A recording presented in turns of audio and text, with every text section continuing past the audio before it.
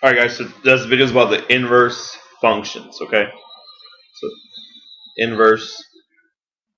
Oops,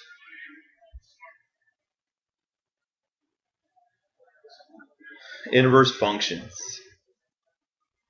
So we're gonna do a quick little introduction. We're gonna do a quick little experiment. All right. So I need you to pick a number. Pick any number at all. Hopefully something kind of small. Okay. So I need you to, with that number, add add two. Okay. So once you added two, I want you to multiply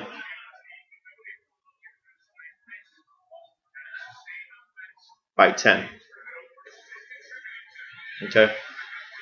Once you multiply by 10, I want you to divide by 5. Okay. So let's say, again, you pick any number, but I want to pick one number. I want to pick, let's say, 11.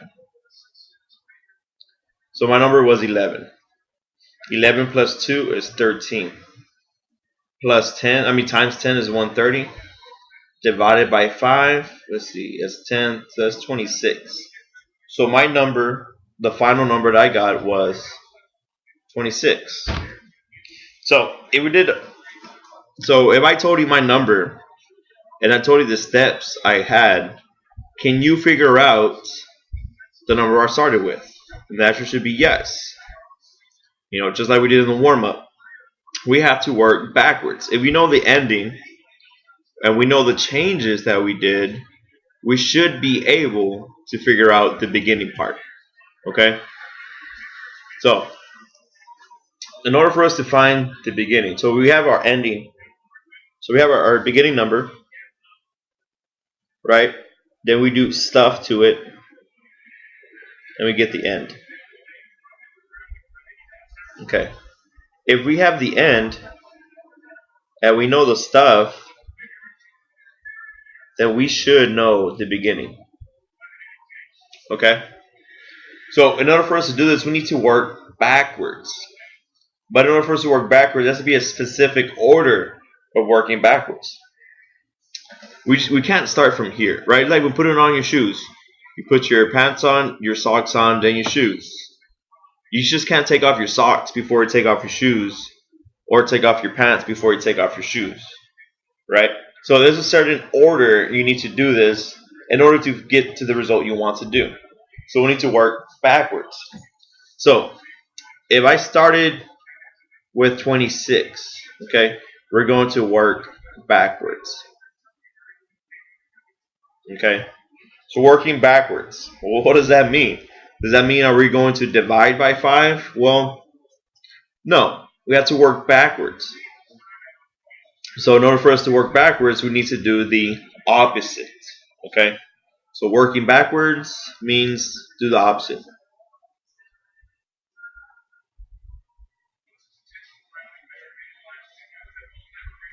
So we need to do the opposite. But in which way? Well, we have to do it backwards. From last step to the first step. So your first step is going to be your last step. So we have 26. Our last step was to divide. So we need to multiply by 5.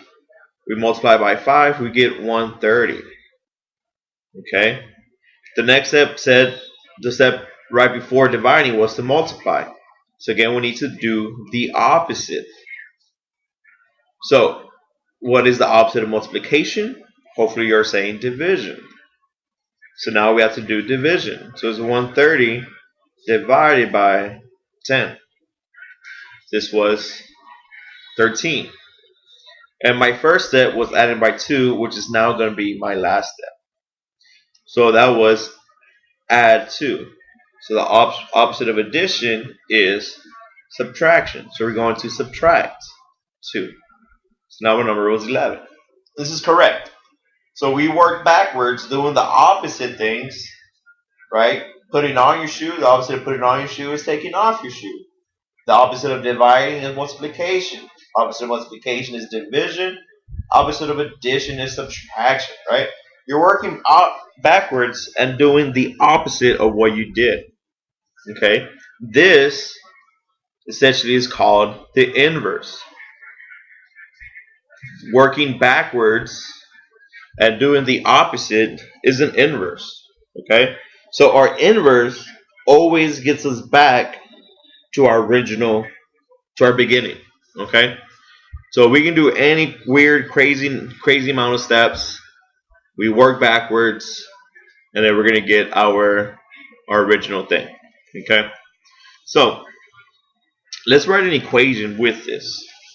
So when we say pick a number, we say that is what? Usually we say this is x. Right? So then we add 2. Let's bring it right here. We add 2 plus 2, multiply by 10, and then divide by 5. So that was our equation for the regular. Now the inverse. The inverse is your final product. Let's say this is y. Right? So now we have y. So it was y times 5, so 5y divided by 10 and then minus 2. And this is going to give us our x. Good, so we found our inverse functions. Our left side is our regular function, our right side is going to give us our inverse function. It's going to give us our x. Okay? So let's do this a little bit more mathy. Okay? So let's say our equation is 3x minus 10. So we want to find the inverse. So what is the first thing we are doing to the x? Well, the first thing we are doing to the x is 3 times x, and then we subtract 10. Okay? Working backwards. So our last thing we did was doing 10. So working backwards, remember we had to do the opposite. Instead of subtracting 10, we add 10, and then we divide by 3, and that should give us our x. Okay? That should give us our x. So working backwards, we get our thing. So let's try an easy number. Let's try 0. Right? 3 times 0 is 0. Minus 10 is negative 10. Let's plug in negative 10. 10 plus negative 10 is 0. 0 divided by 3 is 0. X is 0. So then it works out. We do get our original function inside. So now let's write this in real mathematical form. If this is f of x, right? The inverse, we write inverse as f with a negative 1 on top, like this. So this does not mean reciprocal. This does not mean f to the negative 1 power to the x. That's not right. This, you pronounce this as f inverse. Okay? So we talked about it a little bit. Now we're going to write it in real mathematical terms. So if you have the inverse, we know it's going to get us back to our starting point. The mathematical way to write this is, so in order for you to know it is the inverse, f of the inverse function is going to give you x. So that means if you plug in your inverse function into here, that is going to give you x. Or as well as if you plug in f into your inverse, you get x as well. Okay? So if you do this way, it's also going to give you x. Okay? So So this is basically it. So again, you're just working backwards. Working backwards and doing the opposite is called your inverse. Okay. So there's a few one property that we definitely need to look at in order to be right. Um, so once again, so f is a function with domain of a and a range of b. F inverse is a function with domain b and range of a. So our domain and ranges are going to be flipped. Okay, if f has a domain of all real numbers, then f inverse is going to have a range of all real numbers. If f has a range of 0 to infinity, then the f inverse is going to have a domain of 0 to infinity. Okay, this is one really key thing. This right here is really, really, really, really, really, really important. Okay, can't stress how important it is for you to know that. So the inverses are going to be flipped. Okay. For example, let's say f of x is the square root of x. Okay. So we know this function.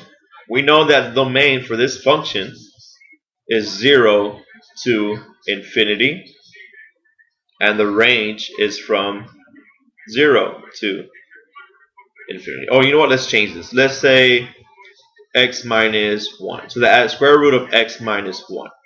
Okay? So that means the range becomes 1 to infinity. Our domain becomes 1 to infinity. Okay? So our f inverse. So we know this the domain of the f inverse is going to be 0 to infinity, and the range is going to be 1 to infinity. Okay? So now we need to work backwards. So it is the square root of x minus 1. So first you have to subtract 1 and then take the square root, right? So subtract 1, then square root. So f inverse, we're gonna work backwards and do the opposite. So what is the opposite of a square root? Well, that's x squared. And what's the opposite of minus 1? Well, that's going to be plus 1. Okay? So we're going to square everything. So we have our number y, right? So first we have to square this and then add 1. So good. So our function is x squared plus 1. So now our domain is from 0 to infinity and 1 to infinity. So if we graph this, let's make a quick graph.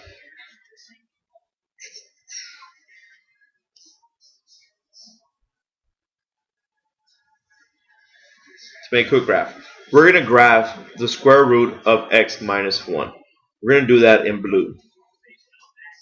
So this is 1 here. That's 1 there. So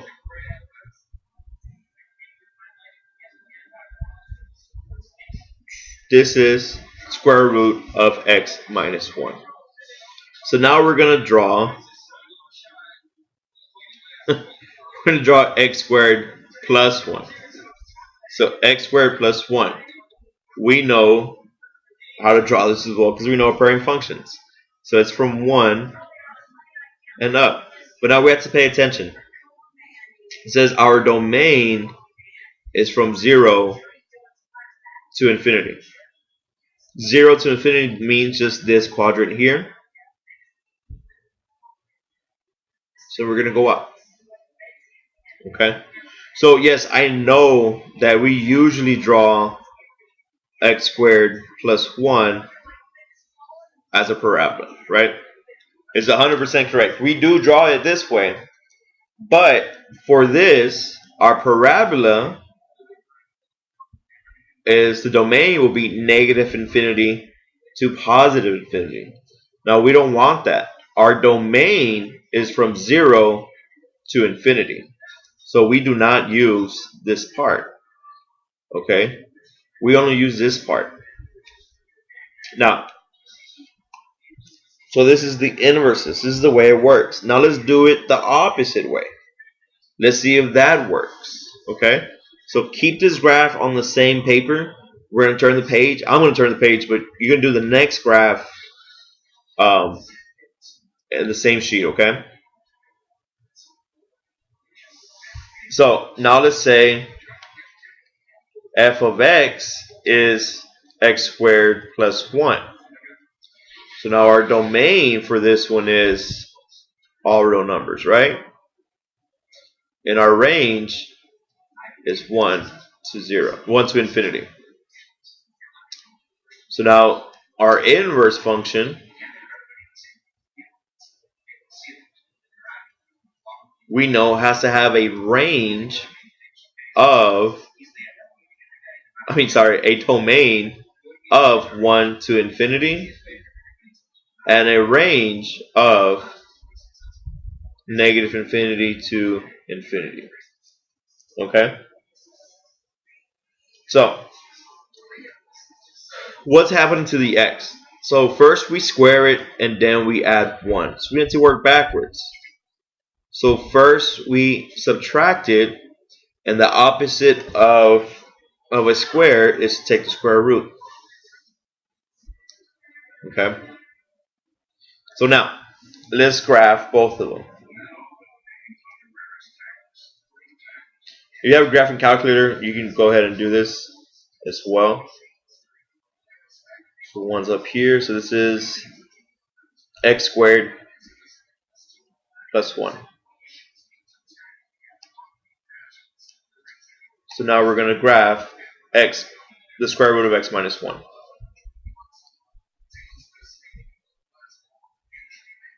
So now this is the problem we run into right here. This says our domain is from 1 to infinity, which is 100% correct. This is from 1 to infinity. Or now our range says negative infinity to infinity. Here we only have 0 to infinity as the range, right? Remember, range means the y's. So it goes from 0, and remember these means it keeps going up, it keeps going to the side. So here is where we fall into one little pitfall. One of the tricky parts of the inverse functions. Okay? Now remember, in order for you to be called a function, right? A function, you have to pass the vertical line test. So remember, the vertical line test pretty much means for one input or one x, there can only be one output. Okay? So for each x, there's only one y.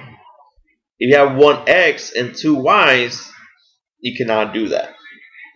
Okay? So again, vertical line test. Again, like say you have a circle, you do the vertical line. For x, you can have this y or that y. So this is not a function. Not a function. Okay? It is not a function. So now back to the graph. Okay?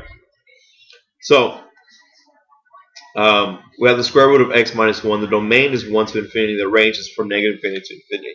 So this cannot happen, right? Because our range is not satisfied. Now, so there's one little technicality that we need to know about.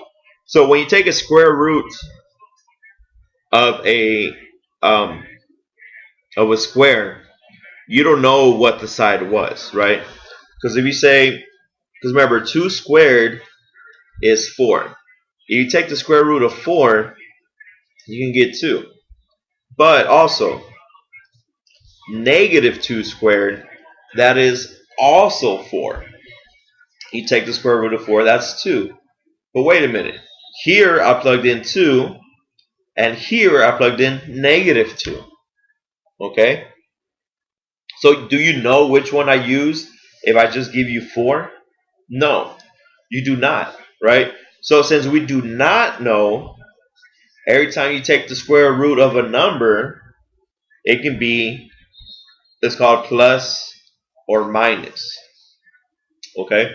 So the square root of 4 is a plus or minus 2. So this means it can be a 2 or a negative 2. So now remember, we don't write a plus in front because we already assume that it's going to be positive. Okay?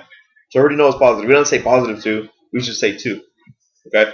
So we took the square root of here. So we need to also add a, oops, wrong color, a plus and a minus. Okay? We take a plus or a minus. So this is a positive square root. Now this is a negative square root. Okay? So now, is our domain satisfied? Yes, it's still, oops. What happened? So now our domain is satisfied still. It is from 1 to infinity. And our, I need to draw this better. And now our range is also satisfied now. Okay, because this goes up and to the right. This goes down and to the right as well. Okay, so now both of our things are satisfied. But is the inverse a function? Is that a function? Well, let's do the vertical line test. If we do the vertical line test, again, it just means we draw a vertical line and it can only intersect once. So we draw a vertical line. Oh, come on now.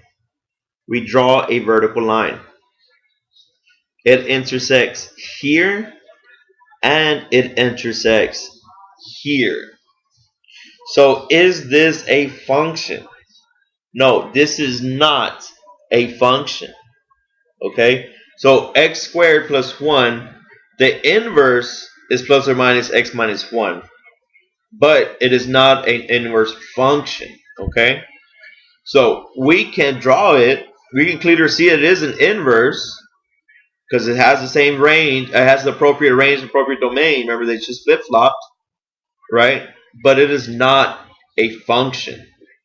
Okay? Now we go back to original 1. Our domain. So now this is a function, right? We do the vertical line test on intersects once. And this is a function. So that intersects at once as well. So they're both functions. Okay, with this domain,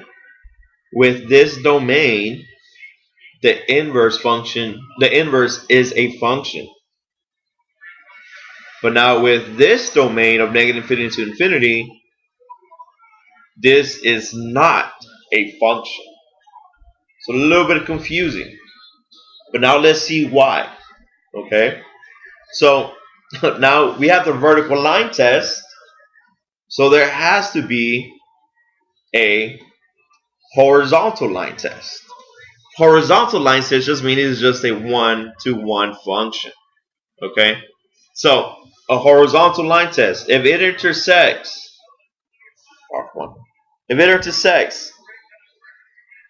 on a vertical line more than twice, then it is 1-to-1. Not a 1-to-1, sorry. It is not 1-to-1. So when a function is not 1-to-1, its inverse is not going to be a function. So let's write that on the test. if f is not 1, oops, I cannot spell 1. It's not 1 to 1, then f inverse is not a function.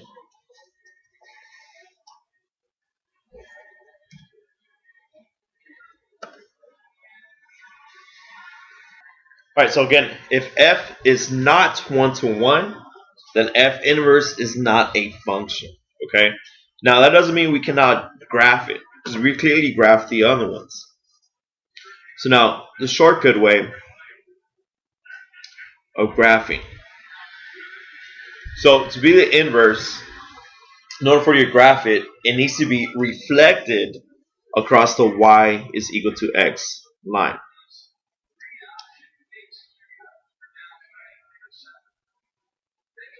So this is the y. This is the y is equal to x line. Okay? So we graph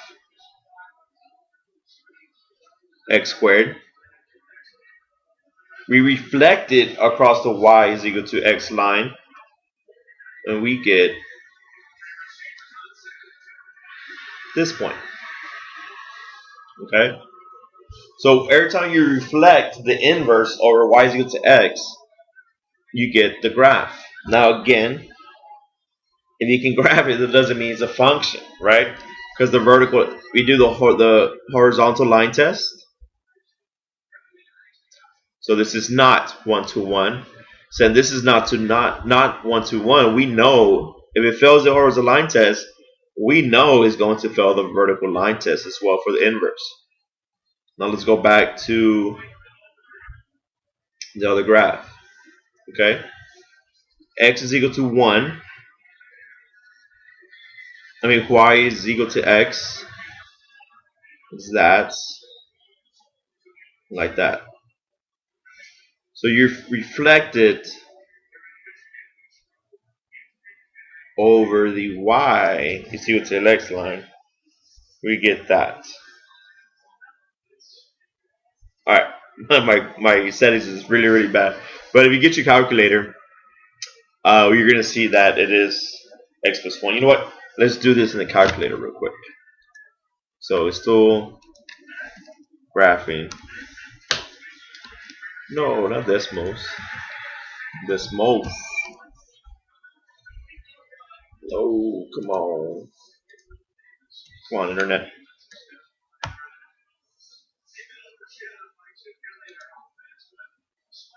So Desmos calculator. This is a pretty cool little calculator system. You can use it in your phone. So the square root of x minus 1. Oh, you know what? It's because I graphed it wrong.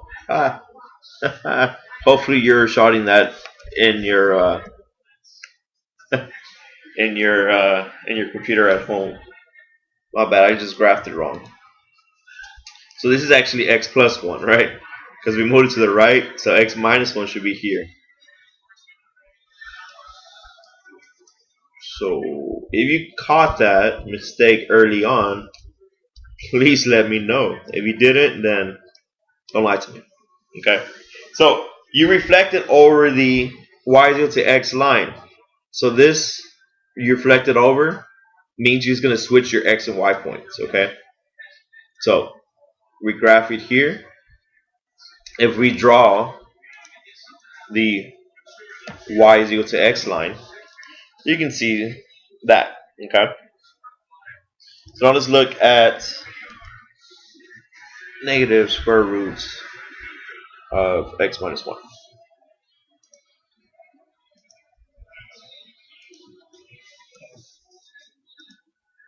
Oh, what's your graph? What's wrong with you? What's wrong with that? Huh.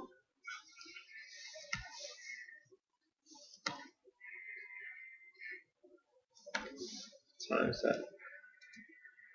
Why is that? Sorry, I do not understand this. Let's make it a negative then. Oh.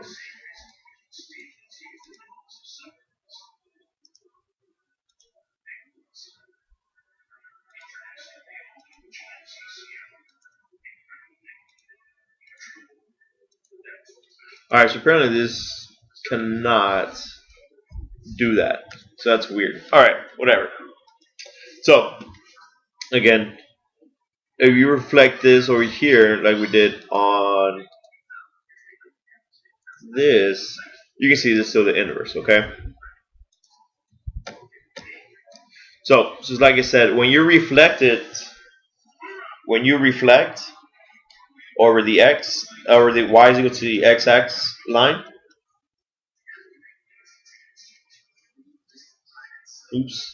you are going to switch your x and y's. So if this is x comma y, then for the inverse, you're going to graph y comma x. Okay? So let's do a quick example, because this is really, really important. This is the best way to graph things. Okay? So let's do a quick chart for our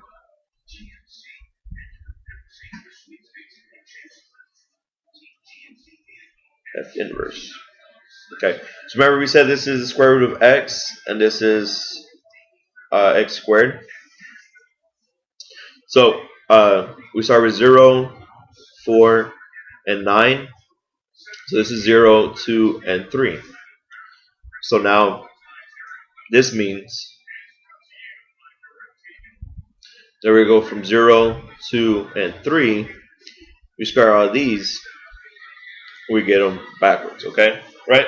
So your inputs and your outputs for the f inverse becomes your outputs, and that's going to give you your inputs, right? So it's going back from the beginning. You have your input, your output. You work backwards and do the opposite, and you get this input again. Okay. So if we graph these, so 0, 0, 1, 2, 3, 4, 5, 6, 7, 8, 9. 1, 2, 3, 0, 0, 1, 1, 4, 2, 9, 3. This is the square root of x. Now x squared, the f inverse, 0, 0, 2 and 4, 4, 5, 6, 7, 8, 9, 3 and 9.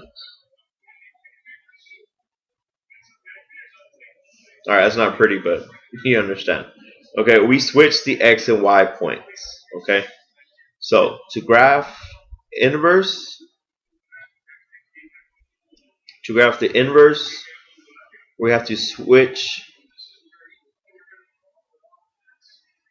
our x and y points. Right? Just like you switch your domain, your range, you're going to switch your x and your y's, right? Your domain is your x's, so then that become your range, or your y's for the inverse. Your y's is a range of your f. You switch it, that becomes your domain, or your x of the inverse. Okay?